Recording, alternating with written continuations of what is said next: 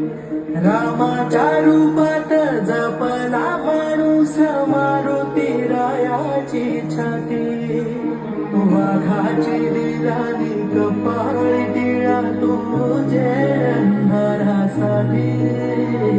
धनक भीतीची नवती भवती आभाळ माझ्या पाठी